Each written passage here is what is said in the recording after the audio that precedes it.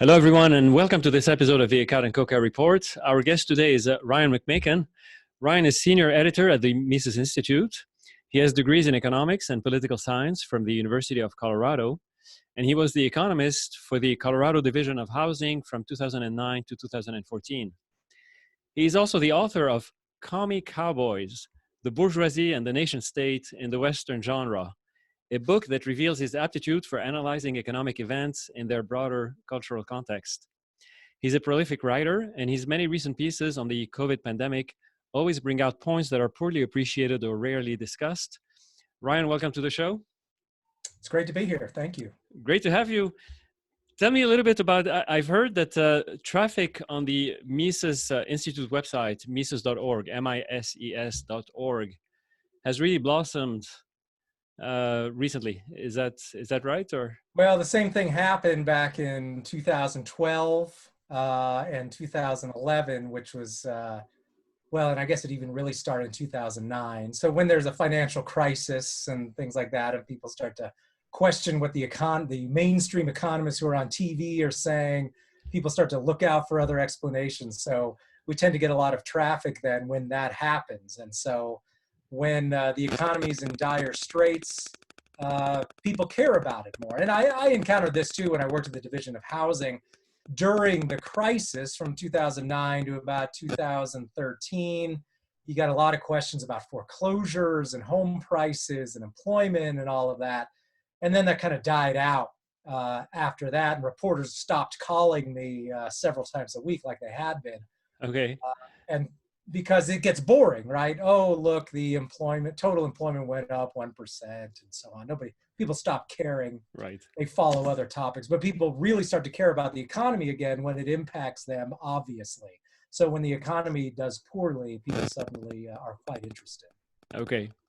Are people just now on the website just reading, or is there more interest in actually learning about Austrian economics and that sort of thing? Yeah, I'd say it would be across the board the sort of places that people are going to at the site. So part of the site is a lot of material that's real up to date and newsy and is offering some quick analysis of what's going on right now. But there's also whole books on the site, and there's long articles and essays that explain things in more detail. And we've actually had quite a few downloads of that sort of material as well. Okay. Very good. Ryan, I want to, you wrote several pieces many pieces. You write so prolifically. It's amazing. But several pieces in the last 2 weeks, 3 weeks, 4 weeks related to this pandemic. I can pick and choose, but is there anything in particular that's sort of catching your attention that you think people are not really paying attention to?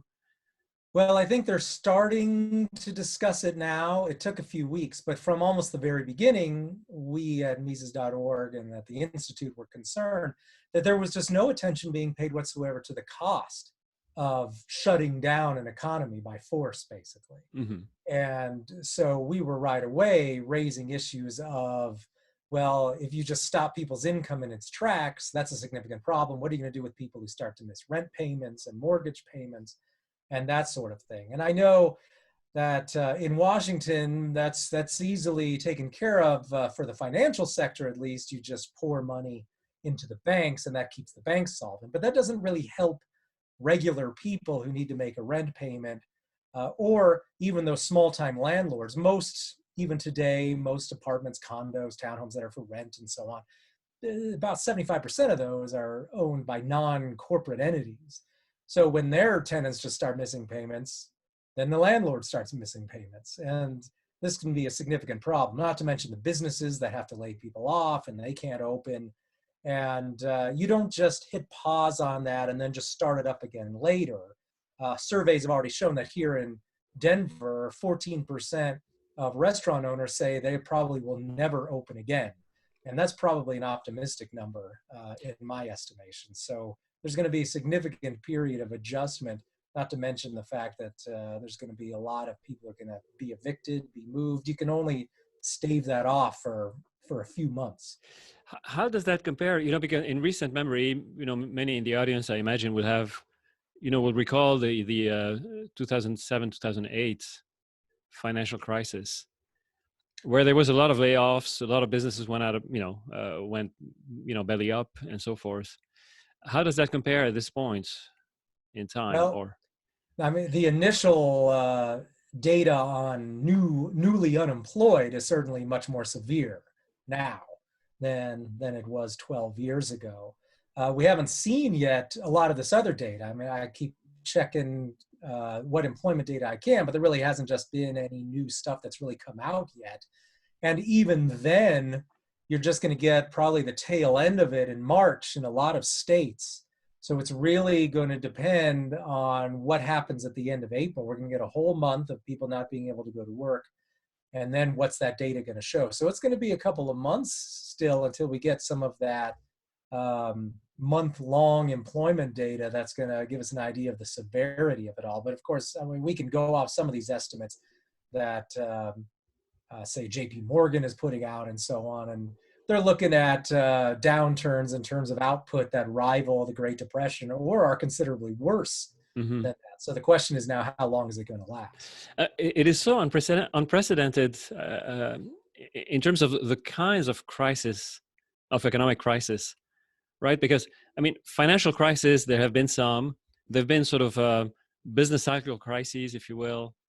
But a crisis of that sort, where all of a sudden, we hit the brakes, we put essentially everybody out of work, quote unquote, voluntarily, Right. and then expect, as you said, a pause, and that, is there any historical precedent for this, or would a war be sort of an analogy for what we're going through, or? Well, I think you could draw some comparisons with something like World War II, where you did have dramatic and quick shifts. You didn't have the unemployment issue because you were drafting people and Right. basically sending people off to military bases and so on. And people are employed doing something, whether a lot of the time it wasn't in particularly productive things. But that, of course, a lot of that was done with borrowed money and printed money. I think what's really different now is that, unlike in the past, where you see big seize-ups in American history in terms of financial panics and depressions and wars and so on, is that we have so little savings now to fall back on. And that for most households, there's virtually nothing. There isn't a family farm that you can retreat to. And of course, there were always kind of that urban working class who really had nowhere to go. But now the numbers in terms of people who they're living paycheck to paycheck, they're not saving anything, they're deeply in debt in a lot of cases. Those numbers are really quite high. And it's not clear that any of these programs are really going to prevent a severe shakeup in terms of the daily lives of those people who lose their jobs. And we still have no idea how long it could be before they go back to work. Correct. And even going back to work, I mean, I can't imagine, because this virus, whether it's the virus itself or whether our reaction to it, goes to it's attacking our ability to work together with this social distancing and whatnot. I mean, there's only so much you can do on Zoom. We can do podcasts on Zoom and so forth. But I mean, our so much of productivity has to do with people being in close proximity to one another, just physically, and that's not going to happen anytime soon. At least not on the scale that it was pre-pause, right? So it's not that immediately. Even if, and there's a psychological dimension of it, that even if the government tomorrow said, listen, we think that the virus is not that big of a deal because the serological surveys have demonstrated that it's, whatnot, that still, I mean, I think people are kind of frightened and will change their behavior and are afraid to be close to one another and that sort of thing. Yeah, I agree. I think that's especially true for large groups. And I think there's a fair number of people who don't particularly care about the next time they can go to a baseball game or something like that. However, for a lot of people, and it kind of depends on what state you're in. I mean, I still here in this state, I can go to the hardware store and I can go do a lot of things that I would do under normal circumstances. I can't eat out. And religious gatherings are off limits. So those sorts of things have definitely impacted me. Now, as you say, I totally agree. Even if all of these things were removed tomorrow, I think there'd still be a lot of people who wouldn't go out. And for example, some industries I think are going to suffer considerably, even outside of any sort of government mandates. And we got an article coming up next week, which talks about the convention industry. Right, you got places like Las Vegas that kind of live off of large gatherings at conventions, and all those thousands of people wandering around in lanyards because they're here for the I don't know, the Mortgage Bankers Association National Convention and Right. so on. And how long is it going to be before people want to do that, to gather hundreds of people in a room together? Some people might, certainly people who consider themselves to be in robust health and so on. But I'm thinking those numbers are going to be low for the foreseeable future, even without any sort of government intervention. Right. So that's a real problem. But again, the other issue too is we were already seeing problems in liquidity, and the economy was not nearly as strong as people are acting like it is now. And that's a point we wanted to make at the website is if you look at what was going on this fall, even before the virus panic kicked in, you already had the Fed cutting rates. You already had the European Central Bank cutting rates. You had the repo bailout that was already taking place in late September because there were these wild fluctuations in interest rates and so on. And the Fed had already tempered its language in terms of how strong the economy was and so on. It had clearly already started to doubt the robustness of this expansion.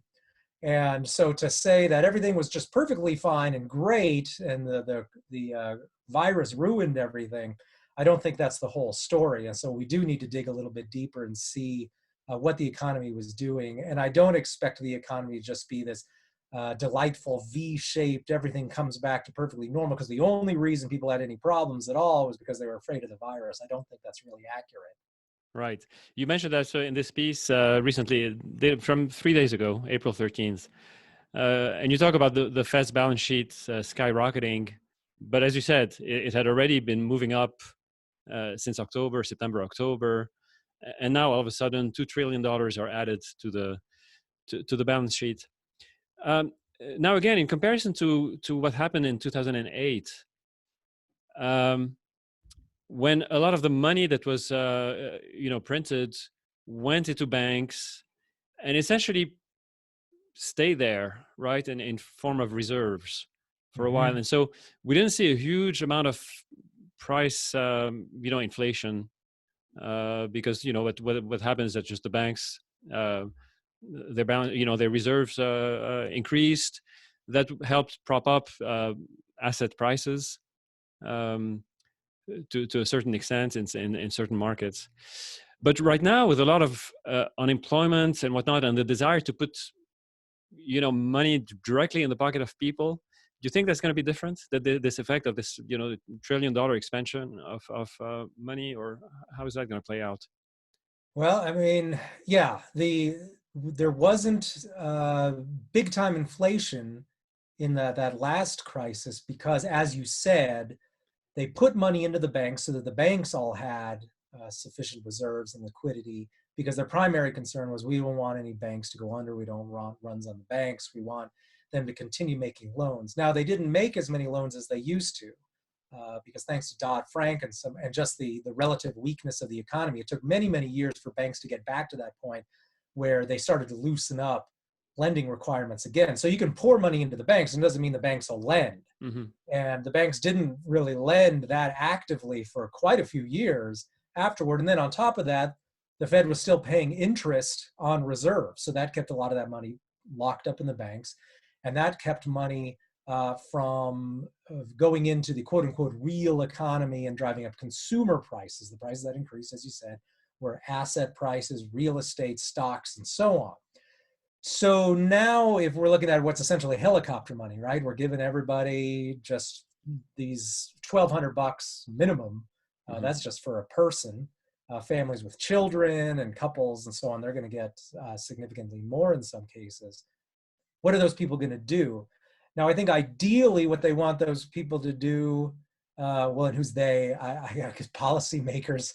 I think there's still something of a belief that people should be out there spending. Now, if you recall back after 9/11, Dick Cheney was out there saying that if you don't spend every last dime you got, the terrorists win, was basically the philosophy back then. We're going to flood the economy with money. There's some tax refunds coming down and so on. Everybody should get out and spend money because spending money is what makes the economy go round. And so at least some policymakers are still hoping that happens. Then as now, though, well, actually 2009 as now, I suspect what's really going to happen is a lot of people are going to pay off debts or try to get back current on their mortgages and so on. If that's true, then that'll temper consumer price inflation. But if that's not a major factor, if people don't use it just to pay off debts and they go out and they buy stuff with it, I'm not sure what. I mean, you only need so many groceries. But if they do then spend that just on consumer goods, then that could definitely cause some inflation. And especially if we start to have real shortages. Right, because the amount of stuff being produced is not going to be as much as what it was before. Right, because you could have a situation where the amount of money that consumers have stays the same, but if the amount of goods and services being produced goes down, that would cause inflation because you have a set amount of money chasing fewer goods. Mm-hmm. In this case, if you have more money chasing fewer goods, then that would especially cause price inflation in that case. But it's difficult to say how much that would cause at this point. Right. Especially if people just try to pay off debts with money. Right.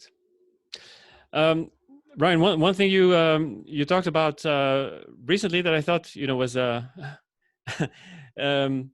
important to talk about is this lockdown is not affecting just businesses and private people, but maybe affecting governments themselves, at least state and local governments who don't have immediate access to the printing machine. Well, so what are you seeing in Colorado? Yeah, that's right. I worked for a state government back during the housing crisis and the housing bubble popping, and we took furloughs back then, and that was a relatively mild downturn compared to what we're looking at now. And I kind of wondered what would happen, because all of these local governments and state governments were actually like, no big deal, we'll just shut everything down, and then we'll let people get back to work. And I thought, well, if retail sales crash, at least in this state, that is the lifeblood of counties and municipalities, is sales tax, because the property taxes are really quite low here relatively. And so that's crashed here. And so cities are now looking at 10% cuts in many cases. I saw that the city of Aurora, which is the largest, which is about the size of Denver, is furloughing 500 people indefinitely. Boulder says they're furloughing 700 people, but letting those people at least keep their health care benefits for now. And they're asking for a 10% cut just for now at the legislature. So if they know that the longer you keep things locked down, the bigger a problem that's going to be for the state and city budgets. Now, they could get bailouts. And I expect there to be at least some bailouts where the Fed will buy municipal bonds to keep demand up there. And just there'll probably be fiscal policy type grants just straight to cities and states. And that's already happening as well. How big will those get? I don't know. It really highlights, though, the importance of not having a central bank that can just print money, because since states and locals can't print money, they're actually tied to tax revenue to a much greater degree than the federal government is. So if they do something that destroys the local economy, they're going to feel it, whereas the feds don't have that same problem. Right. Yeah, who knows? Because it may or may not be, it may or may not put pressure on local governments to reopen the economy. Well, that's very interesting. Meanwhile, the people seem to be, for now, happy with lockdowns. You had a piece about the 21st century mob rule and the COVID lockdowns. Tell me about that.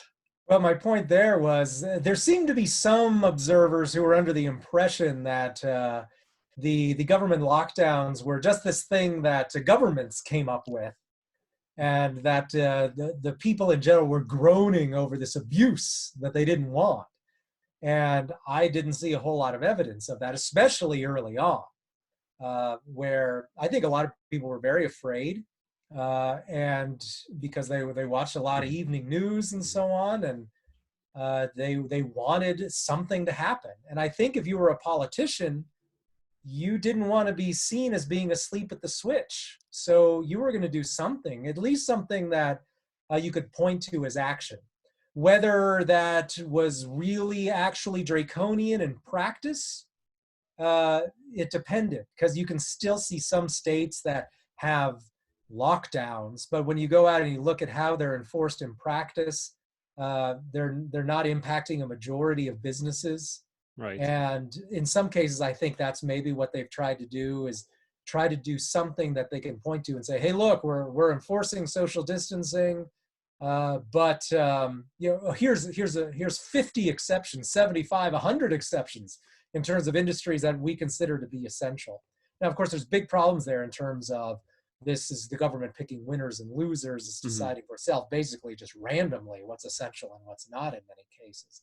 But nevertheless, I think they realize, a lot of them realize, of course, this would impact state revenue from the beginning. The more realistic ones, maybe ones who had had private sector jobs, recognize the impact this would have, and I think maybe try to walk a line where it wasn't completely destroying the economy. And I didn't think they could get away with just doing nothing.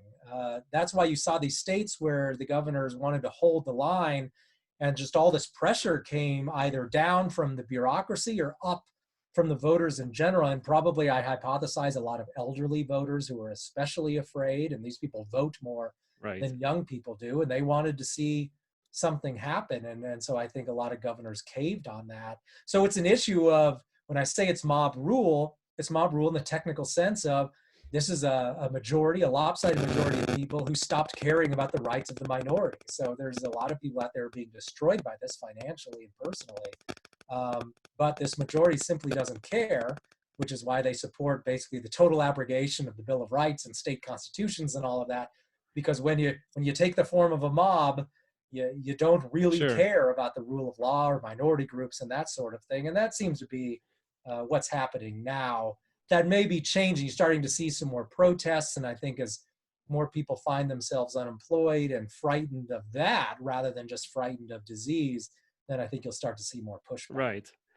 Which is interesting, because the fact that there is a strong, I mean, to some extent, probably a strong popular sentiment in favor of lockdowns and whatnot,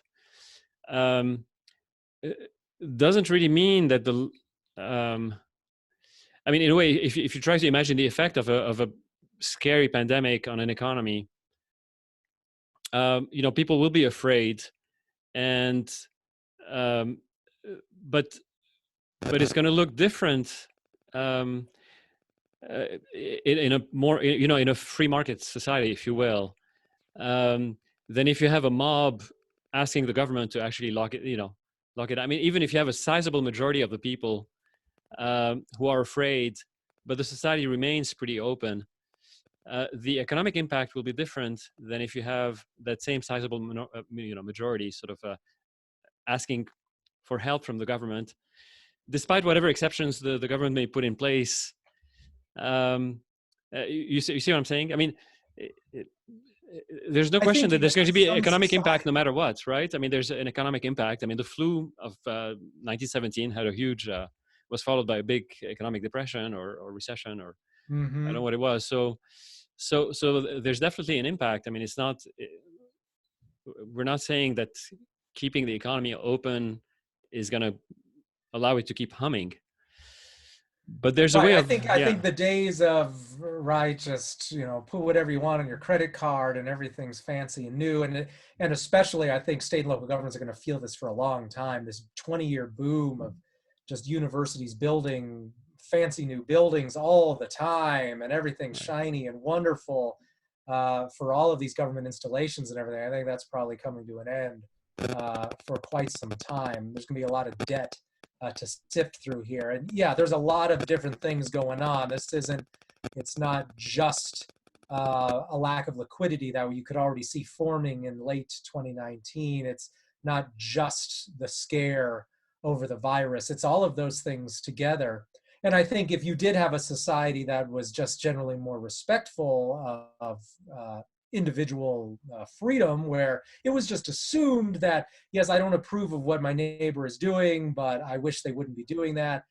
Public shaming has its role.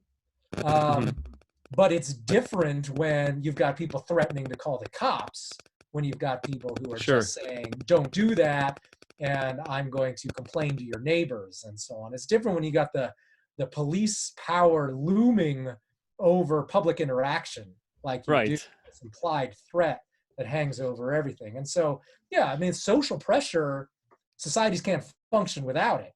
And because you generally you have a culture, and people approve of certain things and they don't approve of other things, and there's reasons for that. And it's probably not a good idea to just decide that, if your neighbor wants to open a brothel right next door, that, you shouldn't even express disapproval over this. And I think there's a place for that in society. However, what we've got now are centralized plans that are deciding for an entire state that might have one hard-hit community and one community where everyone's very well spaced out and there's not much disease there, and deciding this one-size-fits-all sort of thing. And that can be very problematic. And of course, at the national level, that would be the most disastrous of all. It's thank goodness it's done mostly at the state level. That mitigates the problems a little bit. And as we see when we look at some of the data, and I think this will actually even become more clear as time goes on, that a lopsided majority of the impact is in only certain places than in others. And that calls then for a decentralized approach to that in terms of what society's doing in terms of risk mitigation and caution and policy. Sure. But very, very good point. But here, when we talk, so we do have lockdowns, and it's not just social pressure, and it seems to be impacting on certain rights that people thought they had that they may not have anymore. You have a very interesting piece about Colorado, saying that it will arrest all tourists, including property owners, people who own property in Colorado. Is that hyperbolic, or is that actually taking place, or is it? That's Gunnison County. So okay. That's a rural county in kind of central Colorado. And it's just a fascinating case, because I've written extensively on decentralization, and even on the ability of small localized government entities to even theoretically be able to close their borders. Now, I argue that that's very difficult to actually enforce, and certainly undesirable in terms of commerce and tax collection and all of that. But just a few weeks, interestingly, before the whole virus panic started, I had penned an article saying, just kind of discussing the issue of, what if you had a problem that was really impacting one state and not another? Should states then be able to address that by basically making their border a patrolled border of some sort? Not a closed border, but a border where you just couldn't take whatever guns over the border you wanted, or drugs, or whatever. And that was largely speculative. But I thought, well, maybe this would actually be a better option than insisting that the entire nation have one uniform policy. So maybe in order to address these issues, some localities might close down their borders temporarily or whatever. And so it's Gunnison County, it looks like, is apparently trying this.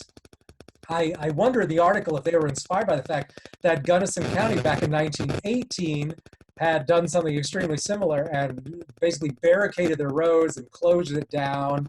And they only had, I think, one flu case during that pandemic, which was quite an accomplishment. Right. And no deaths, I believe. And however, that was 1918.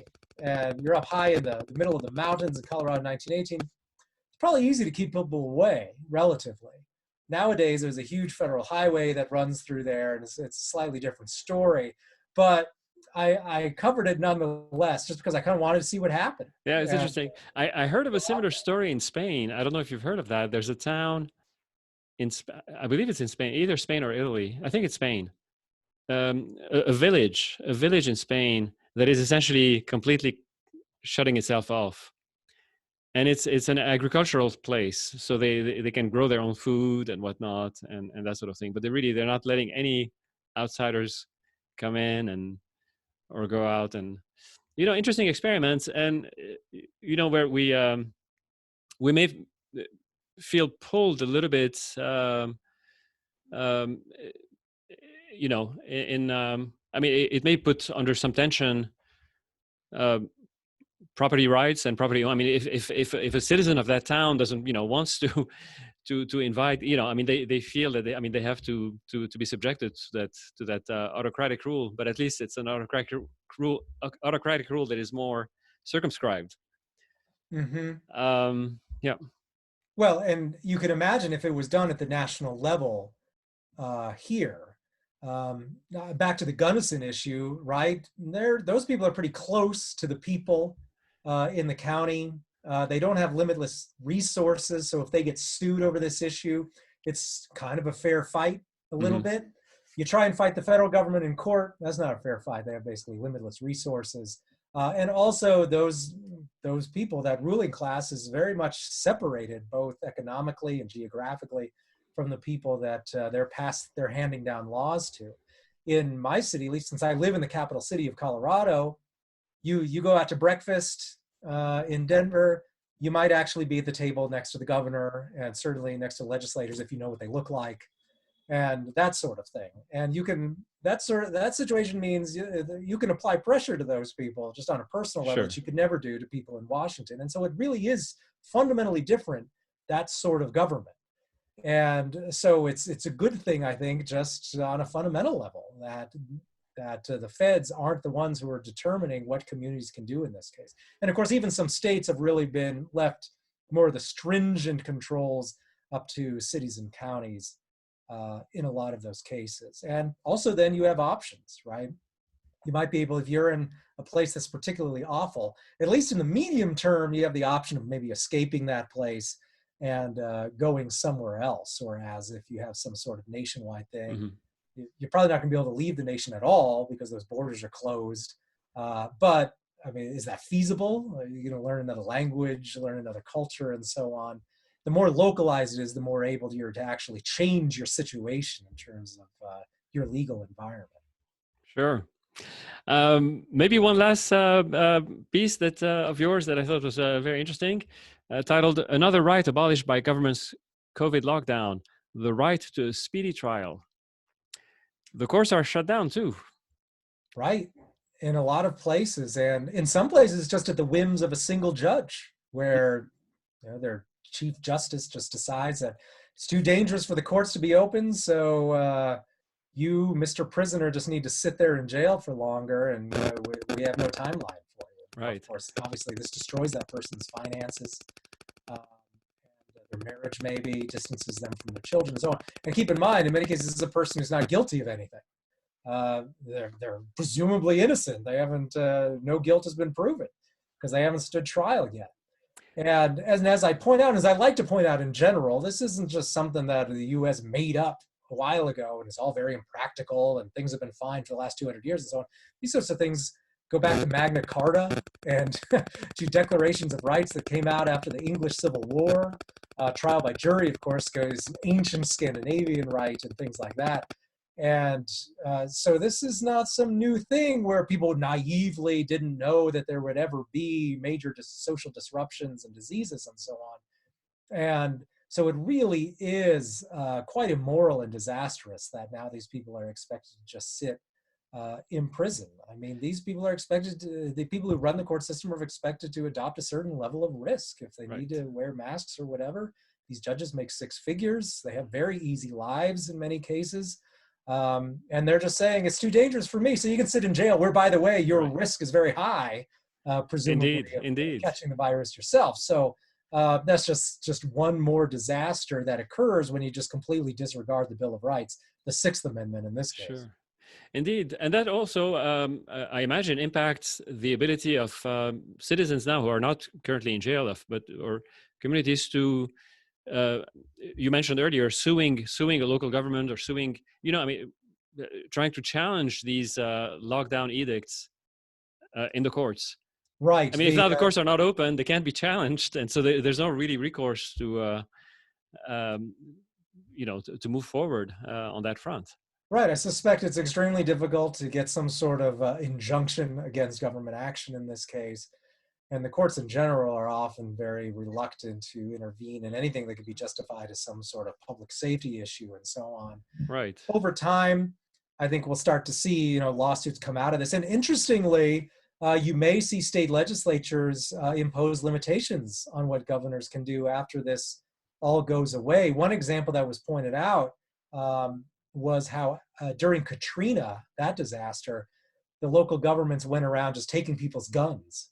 Mm-hmm. And I'm told, and I'm certainly open to being corrected on this, I'm told that afterward the state legislature went in and specifically passed legislation saying that governments cannot go around confiscating guns just because some sort of national or just some sort of statewide emergency has been declared. So you could, in some places, actually see legislatures come back and say, well, that was a disaster. We can't just let governors just completely ride roughshod over everything the way they did, and maybe do some limitations in those cases. I don't expect that to happen in every state, but I think in some it might happen. Right. But certainly that takes time. And in the meantime, they certainly have a lot of leeway to do what they want without fear of being challenged in the courts. Right. So your only hope, I think, is that your government agents will be just deathly afraid of their revenues completely going away. Right. And that they'll start to panic over that. I think that's probably more guiding their desperation more than anything. Right. Ryan, very good. Any parting thoughts before we leave on what you expect to develop the next few days, or what are you looking at, or? Not really. There's just so much uncertainty right now that I can only guess what the full impact will be in terms of the economy. Now, I do fear just the continued financialization of the economy now, and that's been something we've been looking at, is this issue of financialization that I think has been too much ignored over the last 20 years because of so much monetary stimulus that's flooded into the financial sector. This really Can you explain what that means, the term financialization? Yes. So this really started in the 80s when people started to notice that it was becoming significant. And this is this issue where you've got a legal environment and monetary policy that favors the financial sector more than other sectors. And so as you had more and more bailouts happen, more and more monetary stimulus occur, whether we're talking the Mexican bailout in 1994, or we're talking about even back to some of the bank bailouts in the 80s. And then you had .com bust, and that came with some financial bailouts. And then it got really bad in 2008, where the whole idea was we just got to flood more and more money into the banking sector to ensure that you don't have bank failures, and that these mortgage-backed securities, we can't let their value collapse.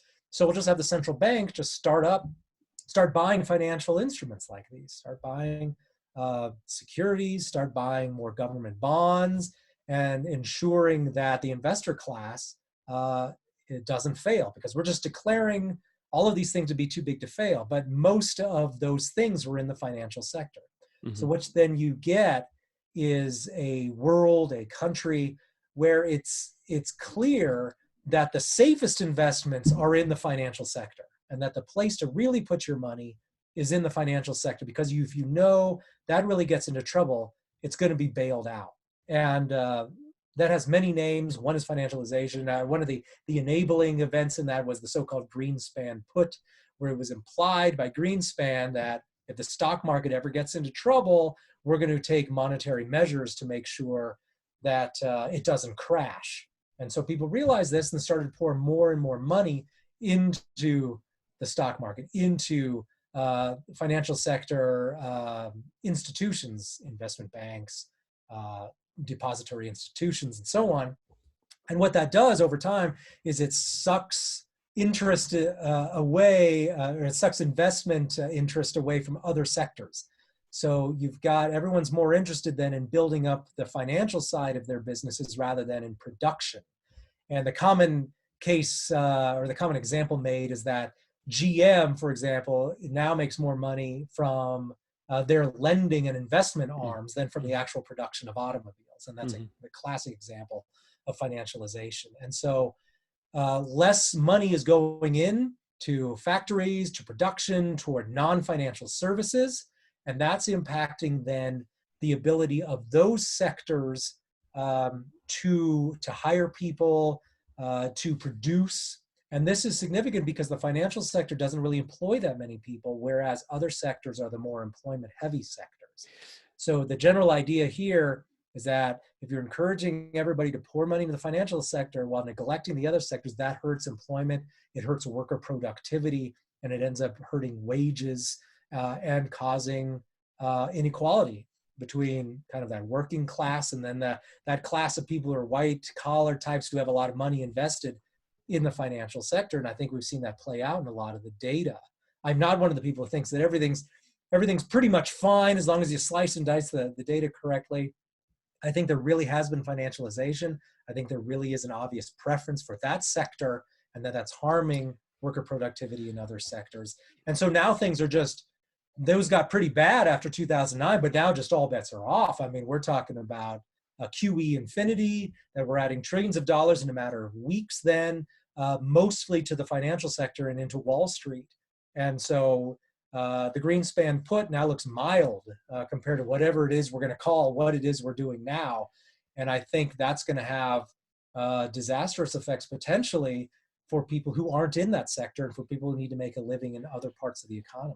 That's very interesting. But how do you place that trend, or do you confront that trend with the Trumpism trend of, decreasing international trade, perhaps in a certain way? And I don't know if I don't know the numbers. I don't know if it's just talk or not, but trying to boost local production, and which is a weakness that seems to be highlighted by this virus. Right, with our dependence on equipment and things from overseas and whatnot, sort of the neoliberal order that we had been living on during those 30 years of nationalization. Sure. Well, how do you see those two trends sort of playing against one another? What Trump did is that, I assume we're talking about tariffs and that sort of thing. Right. Is that it only helps just those very targeted industries. So if you put a large tariff on steel, that really is only helping those people who work in steel production while hurting those industries that need steel. So it actually hurts automobile production. It actually hurts those small businesses that use steel in some other sort of production, whether it's maybe in bulldozers or something like that. And there are so many different components of manufacturing and services that come from different parts of the world that's slapping a tariff on that doesn't necessarily help manufacturing overall. It's just helping that one tiny part of the manufacturing sector. So it's unclear that manufacturing in general is being helped by those sorts of measures. And even worse, in a lot of those cases, those tariffs weren't specific to China, right? It was claimed that, what we're really trying to do is prevent China from taking over the world because they're a military competitor and so on. But a lot of those tariffs weren't just on the Chinese. A lot of them limited importations from other places, whether it be the Mexicans or the Canadians, so on, who of course pose no military threat whatsoever. So if you were limiting the ability of other industries to obtain goods and services for themselves, to make their own goods and services worldwide, because they weren't making efforts to expand trade in those other parts of the world while they were clamping down on trade with China. And so that was very harmful then to the manufacturing sector as well. Right. So really the only just and effective way would be to end those bailouts that primarily go to the financial sector, which is at the same time in the short term, can be very painful to everybody because we're so dependent on them now, and increasingly dependent. Yeah. Well, of course, we've all got our 401ks, right, exactly. Stock markets, and so on. And I've got decades left to work, so that's not impacting me very much personally. But for someone who had planned to retire in a couple of years, that's a pretty big problem. And so it's not like I just think those people don't matter. The question is that how do you start to finally then unwind from these issues? Because what you're looking at, it's not like Dick Cheney said, oh, deficits don't matter. It's really just no problem. We can go on like this forever. You're really looking at something like the Japanification of the US economy. And we've carried some articles recently on how, no, wages are not holding up in Japan. I think most people still have in their minds maybe kind of this 1980s image of Japan, and that it's this very up and coming technical place where everybody's getting richer all the time or something. I can't say what most people's misconceptions may be, but the data points really to declining wages and to a declining standard of living, and to people who are working very, very long hours to maintain a standard of living that could have been gotten with much fewer hours 20 years ago. And they've had now years and years of deflation and just a very slow and stagnant economy over this time. Yep, they haven't had a big collapse. They haven't had the sort of thing that looks dramatic in a movie. But what you're seeing over time is just a general withering away of productivity and wealth accumulation, and that's a real problem. And you could see that here, and that maybe is more politically sustainable when you don't have a big obvious crash, but that's certainly not good for regular people who are trying to actually build up wealth for themselves and their families. Right. Now, of course, we have the dollar as the reserve currency, which allows this financialization, and that depends in large part on our foreign policy, which is also very expensive, and one might hope that it might get modified, in situations like this, one way or another. But who knows? Yeah, we've tried to cover some of those issues as well, issues like the petrodollar, and just as the U.S. antagonizes other countries, how that impacts then the international demand for the dollar. Right. But it hasn't been so far that major. What's counterintuitive in a lot of cases, people look around and they see that the Fed is just printing trillions of dollars, and they think, well, this is it. The dollar can't last much longer. Unfortunately, what's happening at the same time, the other guys are printing money too. Right. The European Central Bank, the Bank of Tokyo, these places have even worse monetary policy. Right. In many cases. They're even more dovish. And so I would predict, if I had to, that the euro would crash before the dollar would. And what happens is as those other banks inflate, then that actually drives more people to the dollar, and the dollar actually strengthens right at the time that it's printing trillions of dollars because of other things going on other places. And so in the short term, you can't say anything for sure.